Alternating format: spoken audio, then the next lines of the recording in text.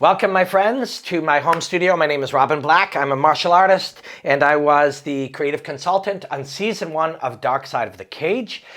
Today, I'm going to share with you the interview with Dr. Faisal Rehman in its entirety.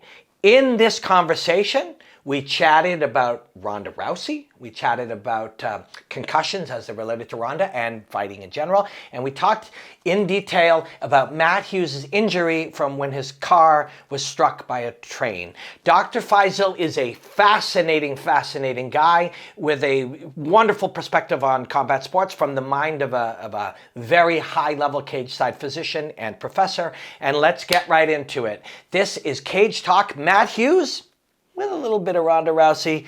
This is Dr. Faisal Rehman. My friend, Dr. Faisal Rehman, welcome back. We talked about Ronda Rousey, and people loved it. It was a fascinating conversation. Thank you for that. I'd like to ask for your insight today about Matt Hughes. Are you familiar with Matt Hughes' injury that he sustained when his car collided with a train? So first of all, Robin, thank you again for having me on. I love speaking to you, and it's a big honor for me. Absolutely, the Matt Hughes injury, um, horrible. I just don't know what else to say. Being hit by a train while in his car, and although I'm not well versed with the exact mechanism as to how that happened, I know there's actually some lawsuits ongoing right now with respect to that. Um, it's the worst form of head injury, being hit head on by in a motor vehicle accident. And your head hits the window or hits the side of the car, your brain is shaken, and you get severe brain injuries. And sometimes you're lucky and it's just a mild concussion. Other times you get a big intracranial bleed and you're in the ICU intubated. And other times you're left with diffuse axonal injury, and you're not no longer the person that you were previously. So devastating. And when that happened to Matt Hughes, I was very saddened. He's an amazing athlete, a pleasure to watch in the UFC and to watch him compete and excel as a welterweight champion, but devastating. You talked about the more extreme injury, and I think that is what Matt has been diagnosed with. Can you say what that is again? And then, as a medical doctor, can you explain a little? And you are, of course, a ringside physician. You are a martial artist. You've assessed and cleared and tested many dozens, maybe hundreds of martial artists. Can you tell us what this injury is that Matt sustained, and tell us about it? No, it's a great question, Robin.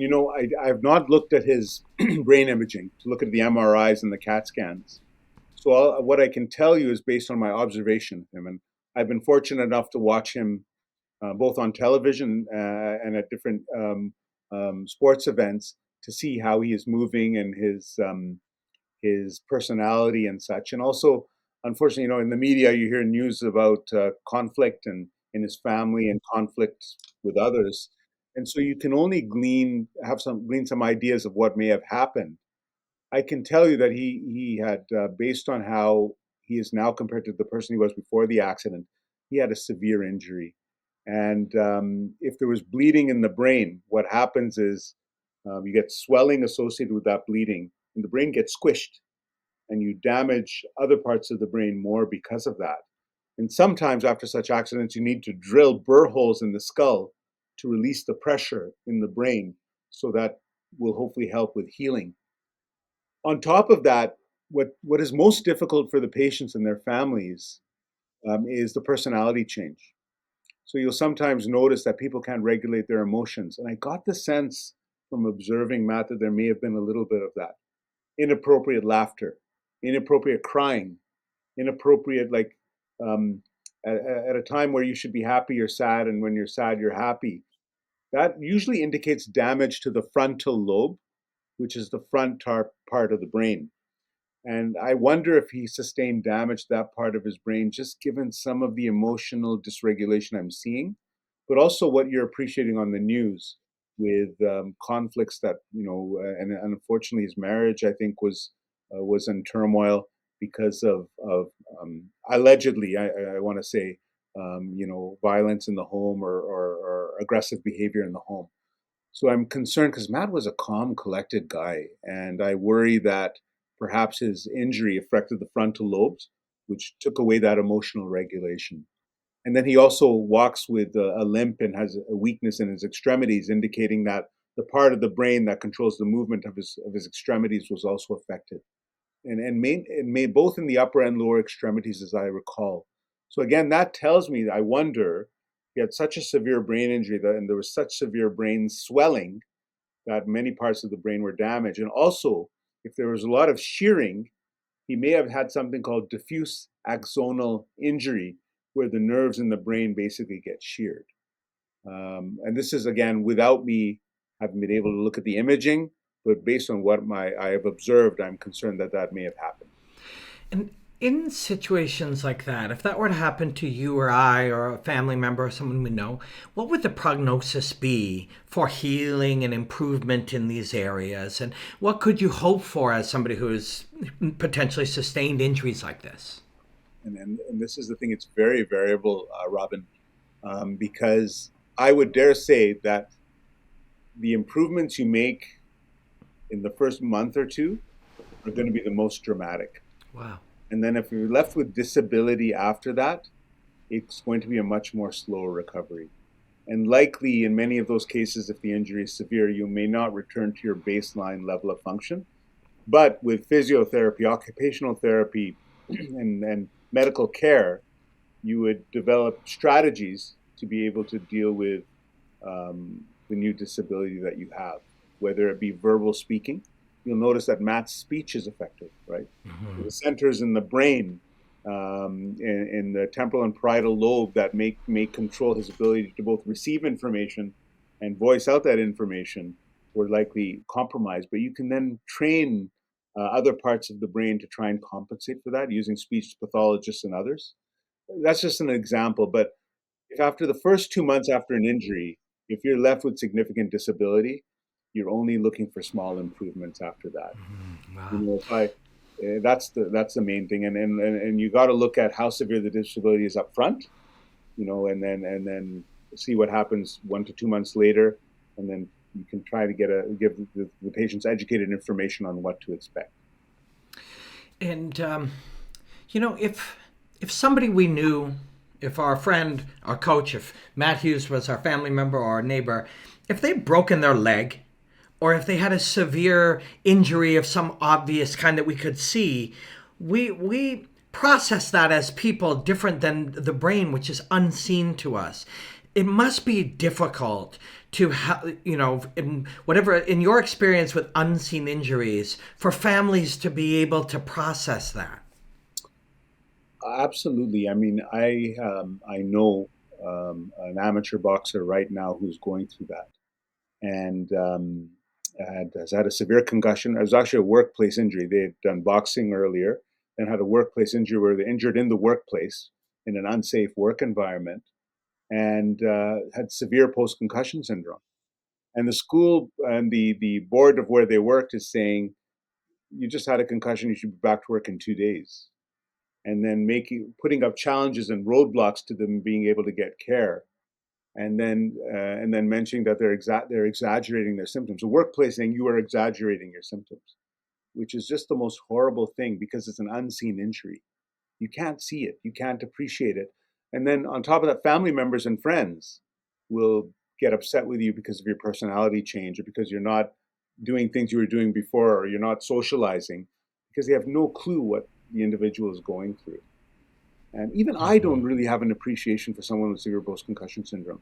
I can empathize because I know from my patient stories, but you can see why family members would start to get frustrated. What do you mean you're not going to come out? What do you mean you're not going to go to a movie? Why do you stay in your room all day in the dark? And even your own close circle will have a hard time understanding that. So it's an issue that's very, very important. The workplace especially needs to be educated on this, because the athletes are suffering because they're not getting the care they need from their workplace. And then there's financial issues they run into and such. So it's a big problem.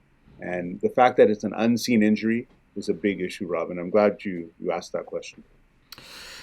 Yeah, it's doing this series, Dark Side of the Cage, we've told some beautiful stories, but we do peer into some of these things, and often you're left with less understanding, or certainly more questions than you started with when it comes to brain injuries and as they relate to fighting.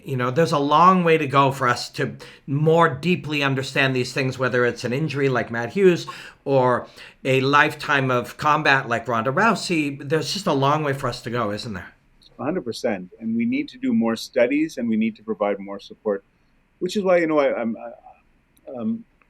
I am happy that some promoters like Dana White, I think, are starting to take this more seriously and are providing the athletes with the medical care they need for the most part. I would have to say the vast majority of sanctioning bodies or fight promoters or commissions are not doing that. So, for example, recently an athlete approached me saying they needed access to neuropsychological testing to measure how much, whether they had any cognitive or executive function deficits from the result of fighting before they could be licensed. Well, who's going to pay for that? That's now between $3,000 and $6,000 for one session, only to get a report saying you may not be able to compete or you may be able to compete. Yeah.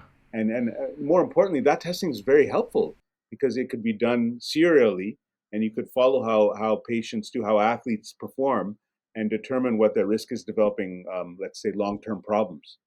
But that testing is not covered by anyone, by insurance companies for the most part, or by commissions, or for our athletes who are putting their lives at risk for the entertainment of others.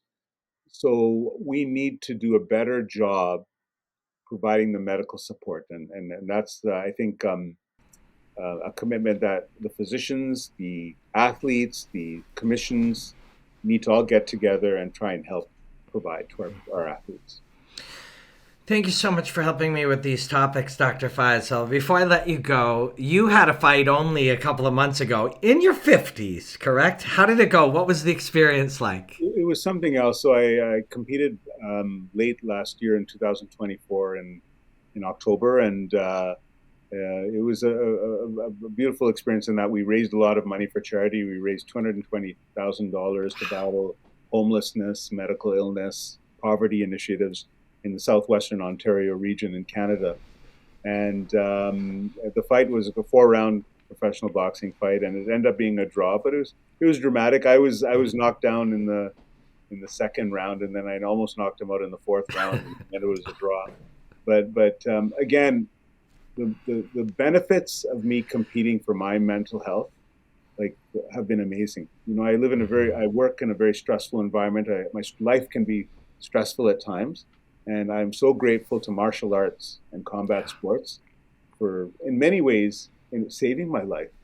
And keeping my mental health strong, and fixing things that I had with my health, like high blood pressure, high sugars, which I had when I was quite overweight. So I owe my life to martial arts, and I think that's something that's not appreciated by our community. Despite these awful risks, despite these awful head injuries we sometimes see, despite the risk of chronic traumatic encephalopathy, people aren't seeing what I see in my gym, which is getting kids off the street, helping them with their addiction, helping them with their mental health issues, giving them something to look forward to for, giving them that positive reinforcement that they get from working in an environment with other kids. I think combat sports, mixed martial arts, is life-saving in many ways, but we don't see that. Saying that, we do need to deal with the negative aspects of the consequences of taking headshots, etc. So I'm so happy you're bringing light to this issue. Well, thank you, my friend. Martial arts has given me every good thing in my life as well. And I speak for everyone who knows you in fighting, but everybody loves you and appreciates you. And thank you for hanging with me. And it's the truth. No, thank you so much. It's a big honor, and I've known you for, gosh, it seems like decades now. But I think appreciate it is. everything you've done for our charity, actually, and for the sport. Thank you to Dr. Faisal Rehman for the brilliant conversation and for enlightening us about these things. And thank you for your love of fighting, Doctor. We love you, man. Everybody in fighting that knows you, and everybody, all your students, you're a very beloved man, and it's easy to see why. We have one more episode of Dark Side of the Cage, and that is War Machine. And that means we have one more episode of the podcast, Deeper into the Cage, and one more episode of Cage Talk. This has been a great privilege. My name is Robin Black. Thank you, and enjoy the hostilities, my friends. Matt Hughes, just the greatest fighter in the world at that time. Good old American farm boy. People would fall in love with him instantaneously. And then he became somebody else. He was in his truck and got hit by a train. Matt was in serious condition. He was not the same Matt Hughes that I fought. Depression hit him pretty quickly. She allegedly took his cell phone because he was communicating with other women. He goes, I'm gonna shoot you. Dark Side of the Cage, Wednesdays at 10 on Vice.